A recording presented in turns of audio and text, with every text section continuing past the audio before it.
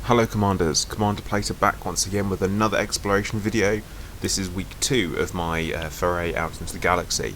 Now I'm making my way towards Sagittarius A, which is obviously the centre of the galaxy with the supermassive black hole at its heart. Definitely want to see that, really looking forward to it. About 2,000 light years out so far, and this week I'm going to be taking you through some of the things that I found interesting in the galaxy, which certainly I haven't seen in any of my other travels. I'm really taking some time out to enjoy the view, I guess you'd say, and enjoy the journey. So first of all, I found these two planets that are only 6 megameters away from each other, which is really close on a galactic scale, just in case you were wondering. Imagine if the moon was as close to the Earth as this, then you would literally just see, well, especially the size comparison, you'd have that constant eclipse after eclipse after eclipse every single day, which would be pretty incredible. That's one thing I'm hoping they do work on in the next update, is as you can see, you've got a shadow on the dark side of the front planet, but then it doesn't cast a shadow itself despite the fact that it is right in front of the sun. There you go. So I decided to drop down to Orbital Crews, and as you can see here, it really is an impressive scale.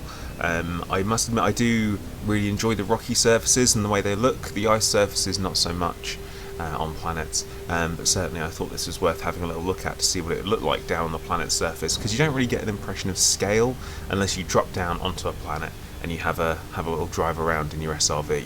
I did do that. I found absolutely nothing of interest, so it is just a rocky body, so I didn't bother putting that in there. Worth kind of mentioning at this point as well is that it will take me probably around about a month to make my round trip, which hopefully, based around the beta and timings, I'm hoping I should be back just in time for the 2.1 to drop. So the next thing I found was just a potential for a nice little shot here of a gas giant with rings, just from one of its moons, which is very, very close to it. From Super Cruise it looked like it was practically on top of it, so I thought I'd drop down and have a look, and then once you're there, it does look a little bit different. So next up we've got is another twin pair of planets. Now these are very, very close to each other. Now I thought I'd do something which I'd describe as maybe a little bit gutsy, and that was to try and fly in between them. And this kind of behaviour carries on later on in the video, where I decide to fly in between stuff, but it's a little bit riskier. Now, something that was interesting is when I did this, it actually engaged orbital flight and orbital cruise. I don't know which planet that was for, because I was so close to both of them, which is a bit of an odd thing when you think about it, because you're in both planetary flight zones for maybe both planets, which, considering how close they are together, is absolutely insane. So this is definitely an interesting thing to do, and as you can see, I've got some good footage of it as well. I thought everyone might want to see that, because certainly it's not every day that you see two planetary bodies this close together, especially the size of them. They were quite sizable planets as well. I'm pretty sure, actually, looking back at the footage, maybe it was the planet on the right hand side that I was in the Orbital Cruise for, but certainly very, very impressive footage, no doubt, either way. So next up we've got something that gave me a real shock, and I was really surprised to see it. So I jumped into a system, 2 stars, so a binary star system. I thought, oh wow, that's pretty cool, I've not seen that before. And then I popped off my Discovery scanner, or what people call it, I don't know, bonging, is that what they call it? I don't know.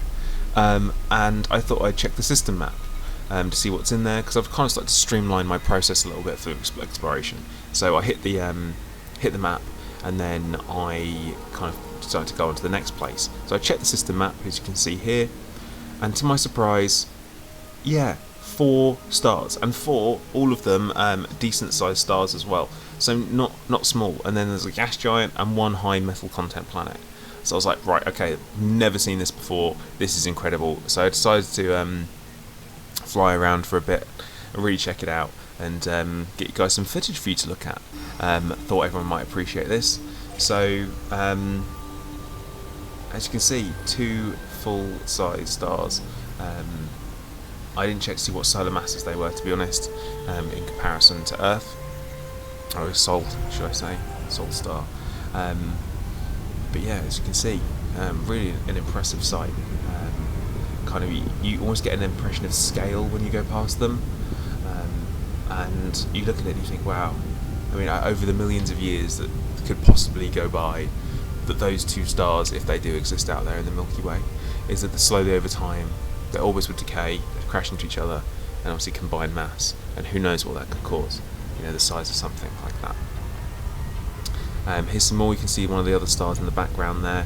One of them was actually quite far out, I will mention that, so I couldn't get all four of them in the same shot at the same time, but certainly very, very interesting. Now, this is where I said about being a little bit stupid. What happens if you fly between two stars? I don't know, but I definitely had to find out. Also, you can see my fuel scoop's engaged actually whilst I'm doing this, because I'm close enough to both of them to do that. But it was incredible. I mean, the sound of the fuel scooping, and you can hear the sun roar when you fly in between them, which is pretty cool. This kind of leads me on to my final discovery, which was the system after this one, where I found a water-based planet, but on there it had an ammonia atmosphere, which gave it this really strange kind of tinge. Not where, you know, when you see other water planets with oxygen-based atmospheres, which I found in my last video. This is totally bizarre. It just looks like a really dirty, nasty planet. You know, somewhere really toxic where you wouldn't want to go. Now, something you can see on the surface, which I found to be a little bit odd, is, I know, it looks like thunderstorms or lightning storms, which I might be totally wrong on. I mean, if you know different, drop me a comment and let me know. But certainly an interesting discovery to see the polar ice caps there. Okay guys, that's the video for this week. Lots more stuff coming. I've got a long way to go.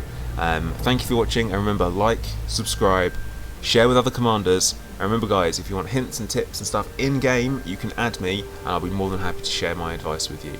Okay guys, thanks for watching, take care now. Cmdr Plater out.